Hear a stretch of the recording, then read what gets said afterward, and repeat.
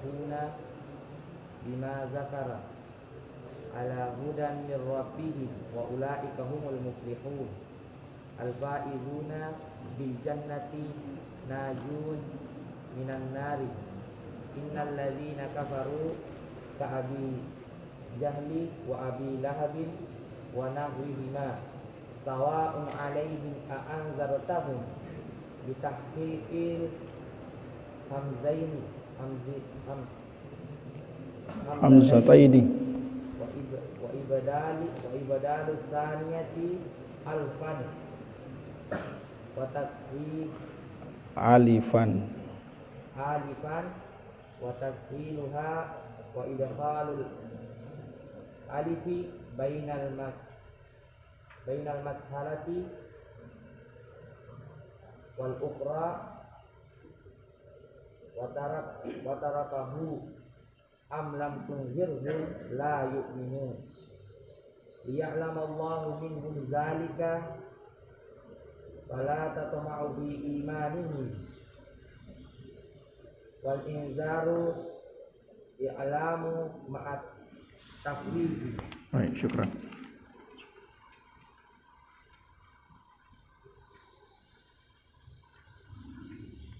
Assalamualaikum warahmatullahi wabarakatuh.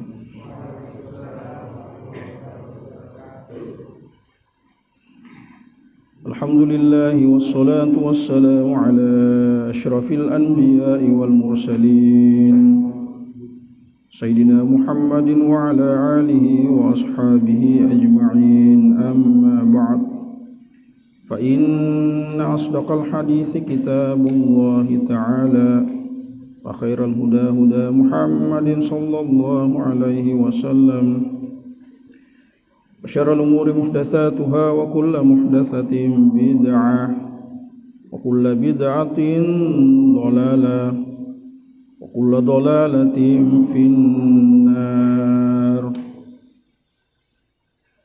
Qala ta'ala fi kitabil aziz wa huwa asdaqul qailin. A'udzu billahi minasy syaithanir rajim. Bismillahir rahmanir rahim. Alladzina yu'minuna bil ghaibi wa yuqimunas sholata wa mimma razaqnahum yunfiqun. Walladzina yu'minuna bima unzila ilayka wa ma unzila min qablik wa bil akhirati hum yuqinun. Ulaika ala hudam min rabbihim wa ulaika humul muflihun. Alladzina yu'minuna yusaddiquna bil ghaibi bima ghaba anhum minal bi'tsi wal jannati wan nar wa yuqimuna as-salata ayatuna biha bihuquqiha wa mimma razaqnahum a'tainahum yunfiqun fi ta'atillah.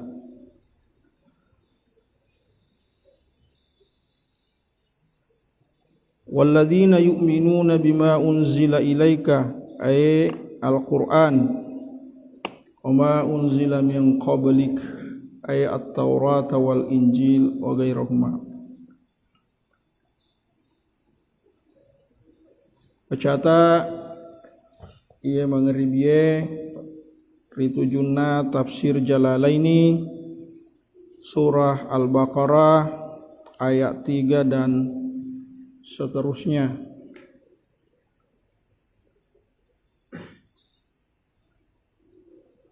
Alladzina yu'minuna bil ghaibi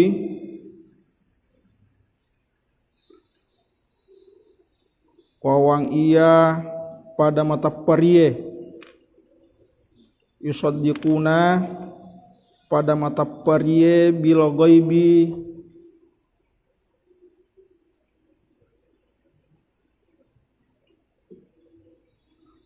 hal yang gaib bima ghaba anhum minal ba'si wal jannati wan nar aga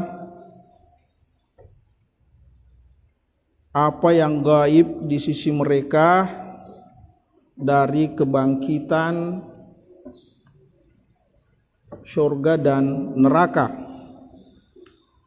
Wa yuqimunas sholata, dan ia patatungi sempajange ayatuna biha bihuquqiha, petuana napasilin nerengi hak-hakna sempajange. Wa mimma razaqnahum a'tainahum, dan ia aga pura ipakidalekie menandro a'tainahum iwerengye menandro yunfiquna fi ta'atillah, napasui rilalenna agamana fuang Allah Ta'ala.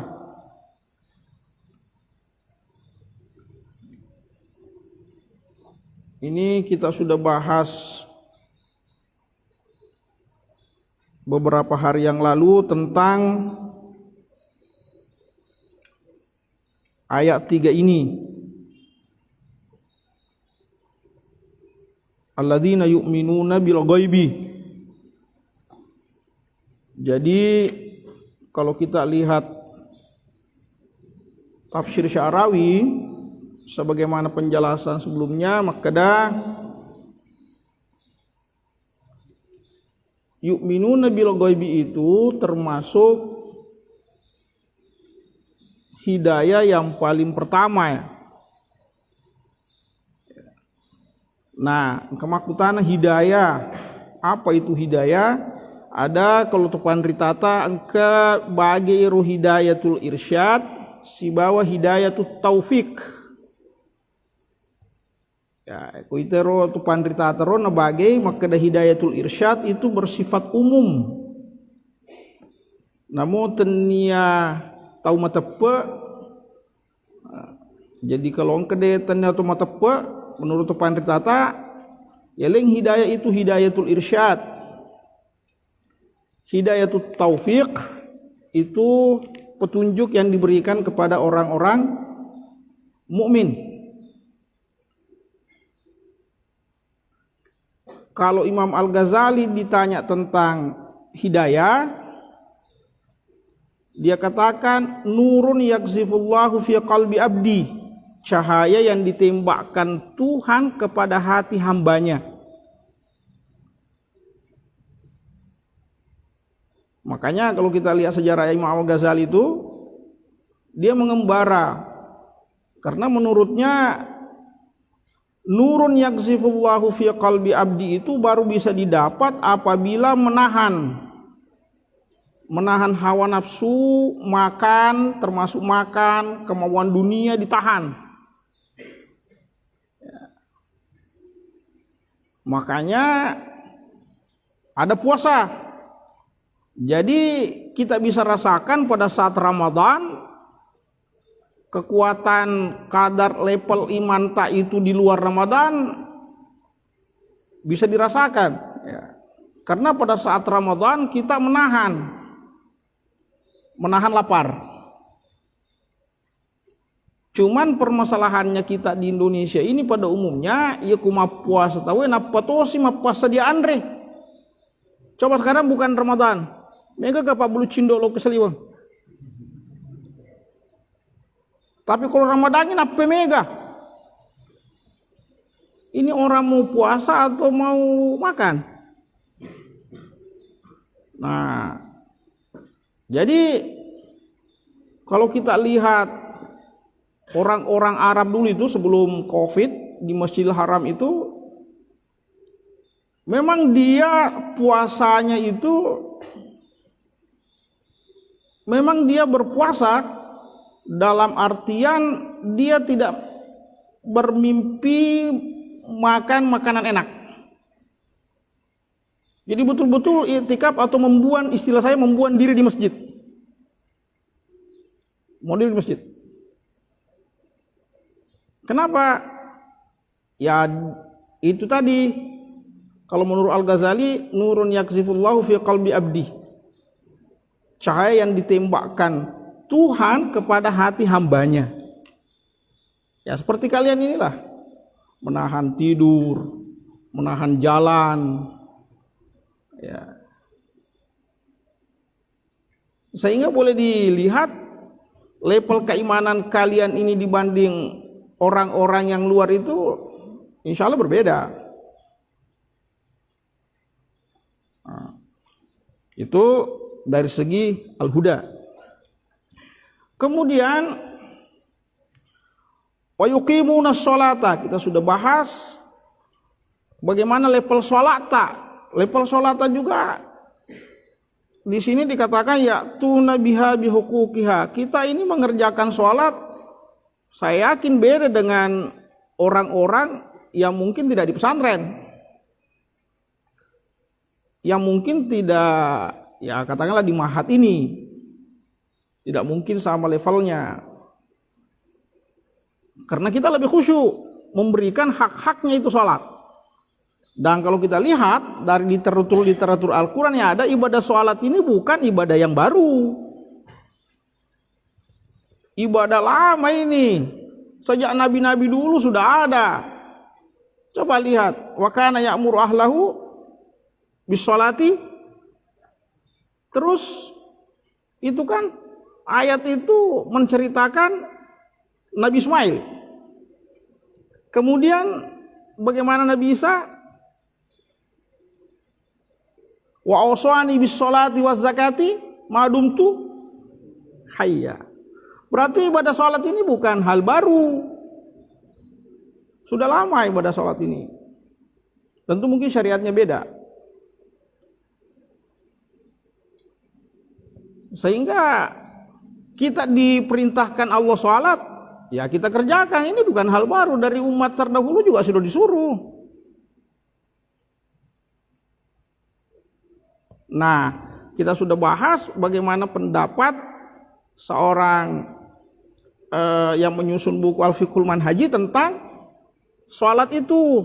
Di antaranya, sholat ini setelah kita memberikan haknya, sholat ini takbiratul ihramnya, sebelumnya berwudu dengan baik, dan selanjutnya setelah kita memberikan haknya sholat ini sesuai rukunnya dan syarahnya, maka salah satu hikmahnya itu kalau menurut dalam Fiqhul Manhaj itu Imam Syafi'i, dia katakan bahwa ayastaqirra fi nafsil insani.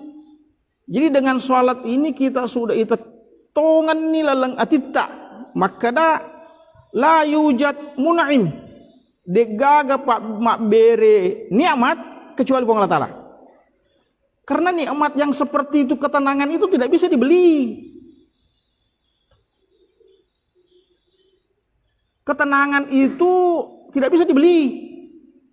Coba saya kurang tenang ini dokter, dikasih obat tenang, paling penenang untuk tidur aja kan. Tapi ketenangan hati tidak ada, dijual dia putih obatnya tidak ada.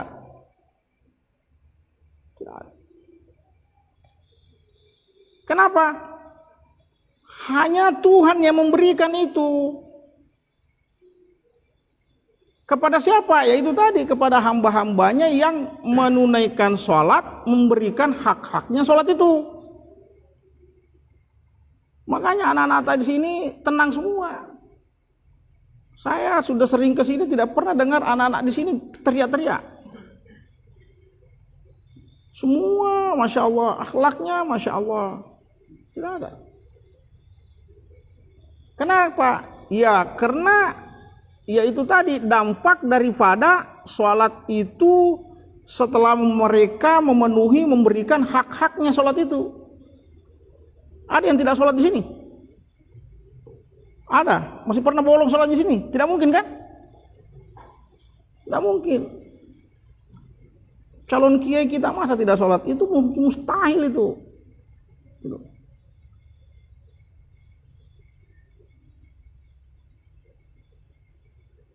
Dan di sini Masya Allah itu Kita lihat di sini kan tenang sekali kita kan? Tenang sekali. Nah,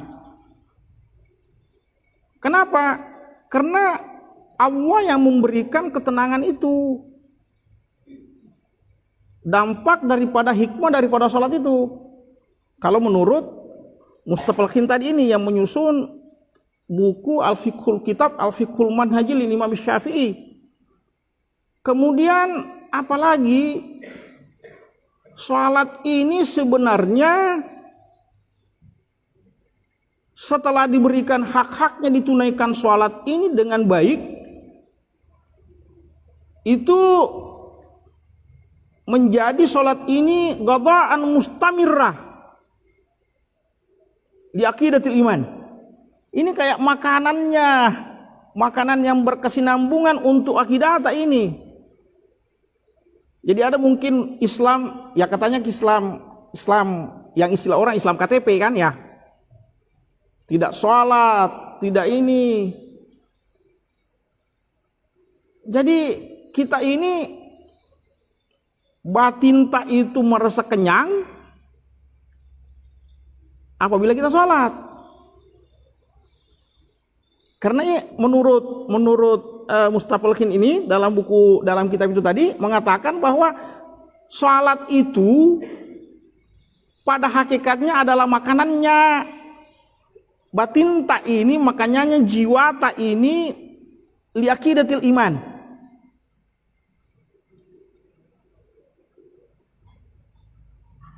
Makanya kita belajar pada saat kita puasa, ya kita lupakanlah makanan dulu. Ya.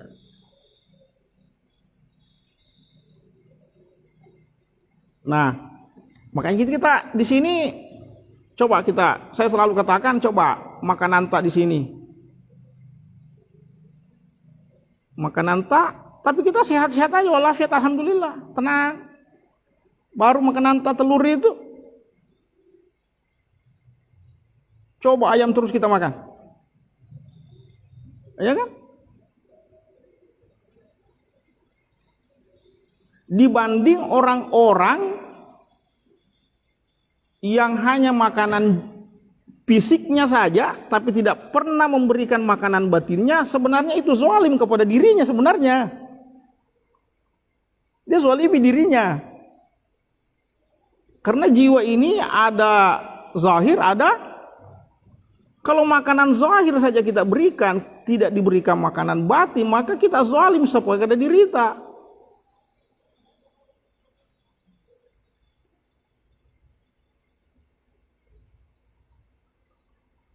Nah, orang-orang yang tidak sholat sebenarnya itu menzalimi dirinya.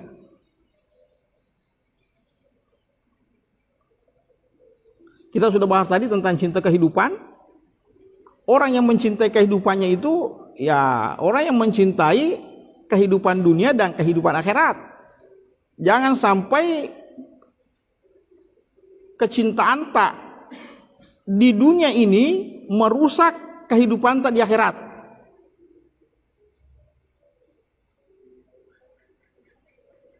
Bagaimana caranya kita tahu itu? Ya dari sholat.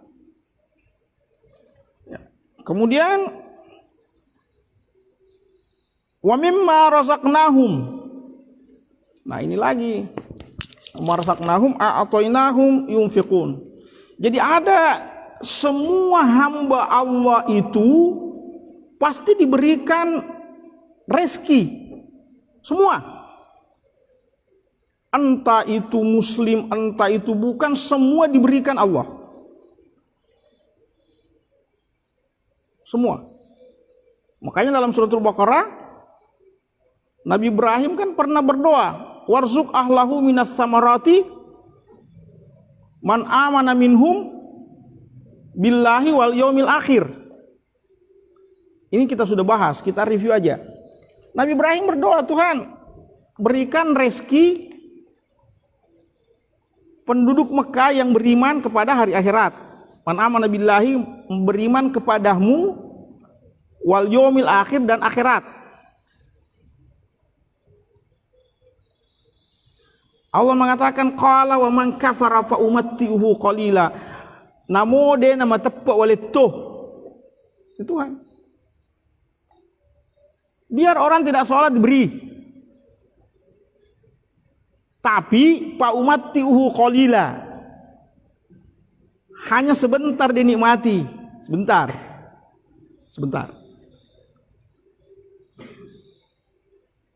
Sehingga ada suatu buku bercerita begini.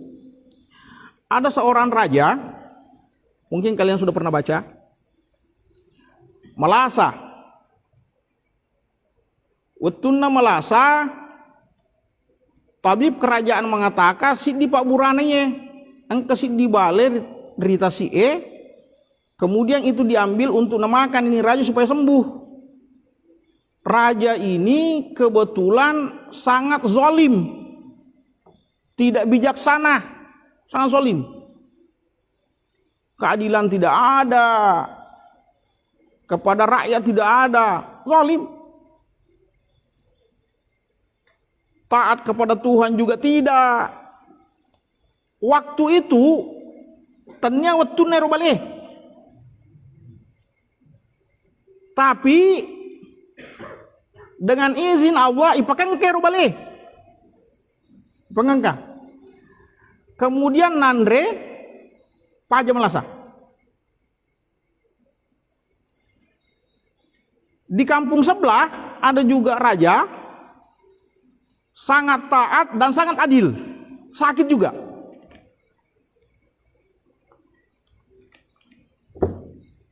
Kemudian tabib hal yang sama, Pak Burana Baleto. Ya. Waktu itu waktu nero bale. Itu tuna. Model bale wakir. Akan tetapi dengan izin Allah tak dengar bale. Sedih. Akhirnya raja ini tidak tertolong, meninggal. Dalam buku itu cerita gini. Kedai mereka itu aja tupuan tersalah. Ini kan cara pandang yang kita bahas tadi sore kan, bagaimana cara pandang hidup kan? Maka deh, Allah Taala deh, iro nangis yang zalim, engkau mau pada cina cedek. Oko sore mondrima tu. Wah, jadi menek kolino asorimon rimatu insyaallah mani bak. Insyaallah mani bak. Iro nange raja adil okumana pesurumon rinyale. Nasaba iya ko yelenya kolino cek de matu nala sorimon ri. Ini mau mana ini? Itu maknanya bahwa semua orang punya rezeki.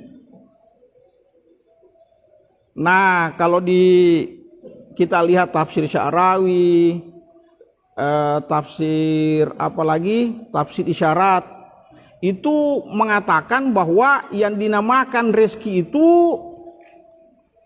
semua yang bermanfaat untuk manusia.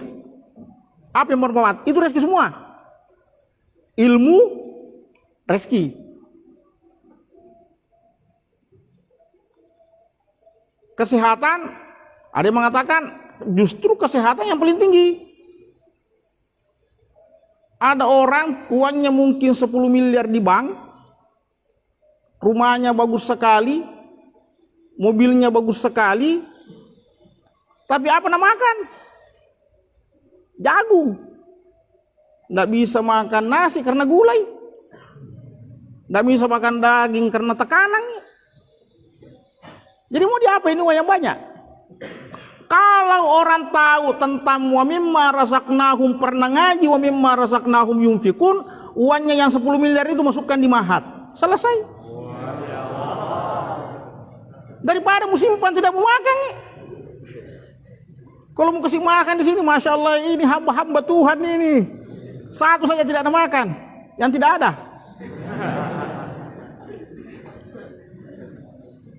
Itu.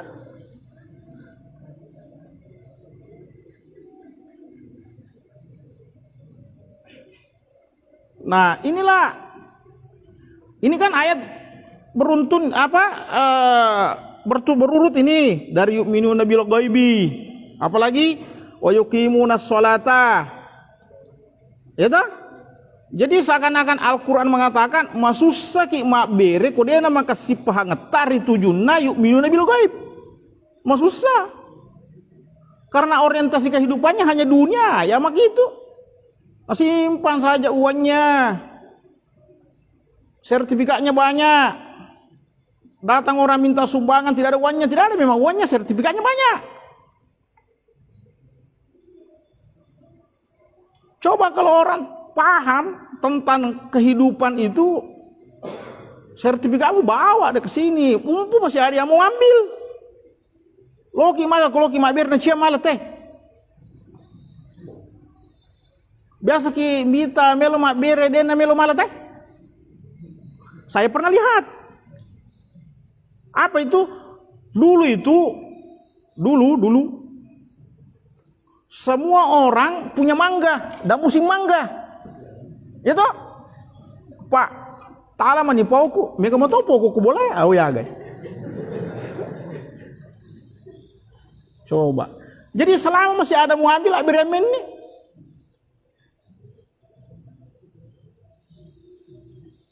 Tapi di sini dikatakan wa mimma razaqnahum yunfiqun fi taatillah. Tentu untuk sebagai taat kepada Tuhan. Jadi seakan-akan kalau kita baca Al-Qur'an dari awal yu'minuna bil ghaib wa yuqimunas shalah ya ko maka sing pahangan na tahu ritujunna al imanu bil ghaib maka si sampajana. Ko maka si sampajana maka sitoi aberena. Pak berena. Maka sitoi berena. Jadi seakan-akan ko angka tahu makurat tepa ko sori mundri na detona sempajang na mega nak beryang mungkin bukan pito atillah. Mungkin caleg. Itu contoh.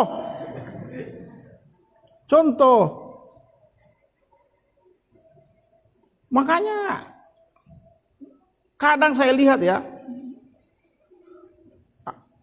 biasa saya makan bersama orang yang punya uang, sekali makan sampai puluhan juta kita bayar. Giliran menyumbang, regep Pak. Kenapa? Tidak terbiasa. Bajunya branded,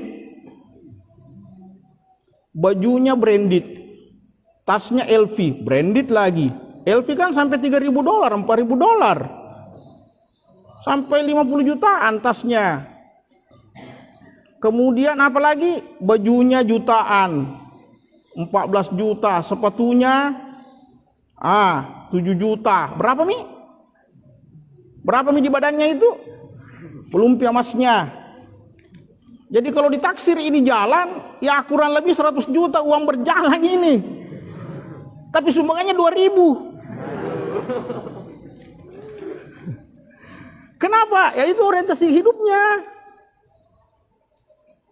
Jadi makanya kalau kita mau baik di tujunna mimma razaqnahum, kita kembali dulu perbaiki yu'minuna bil ghaibi, kemudian perbaiki sholata, yaitu nabi hukukiha.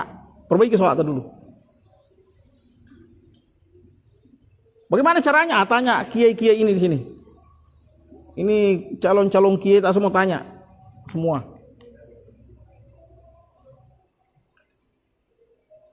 Nah, itu jadi semua yang bisa dimanfaatkan manusia dan bermanfaat bagi manusia itu rezeki. Jadi bukan hanya harta, rezeki bukan. Bukan.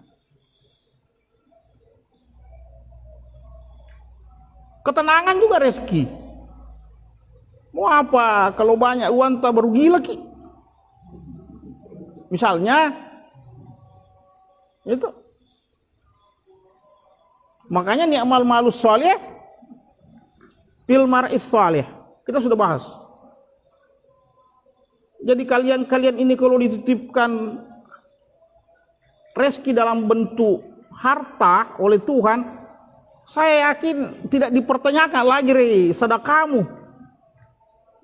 Tidak dipertanyakan lagi. Kenapa? Anda ahli tafsir.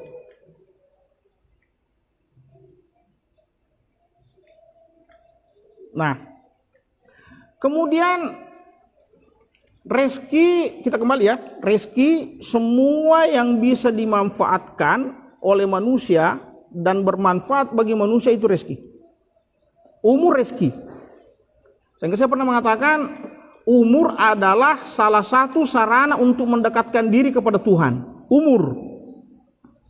Jadi ada orang kayak misalnya ibunya Anas bin Malik, dia mau menyumbang untuk pembangunan pergerakan dakwah Rasulullah SAW di zamannya. Tapi dia gagah mengkai, tidak ada hartanya, tidak dia gagah, kecuali Anas anaknya. Maka anaknya inilah diberikan Rasulullah SAW sebagai tanda bahwa engkau iya andilku dalam perjuangan agama. Jadi bukan hanya harta. Ya kayak misalnya saya pernah diajar guru tak di Asadiyah. Harta saya tidak banyak dititipkan Tuhan misalnya. Ya saya pernah mengajar di sinilah. Kalau tidak ada lagi guru tak yang berhalangan misalnya, ya saya mengisi. Ya kayak sopir cadangan lah. Kenapa? Itu yang saya miliki. Jadi setelah saya meninggal nanti mungkin nanti Anda catat, ada dulu namanya Bunyamin mengajar, mau tidur datang lagi. Karena tidak punya waktu. Itu yang cocok. Karena ilmu saya belum sampai untuk dikasih waktu. Tapi saya ingin mengabdi. Jadi bagaimana cara biarlah saya melayani para guru-guru dan para kalian ini saya layani. Jadi apa yang bisa bermanfaat untuk manusia dan dimanfaatkan manusia itu rezeki, dan itu bisa di yunfiqun fi ta'atillah. Ya, fi ta'atillah. Napa ni maka dafang Allah Ta'ala walladzina yu'minuna bima unzila ilaika wa ma unzila min qablik ila akhirih wallahu a'lam bissawab. Allahumma shalli ala Muhammad. Allahumma faqihna fi din Allah. Allahumma faqihna fi din.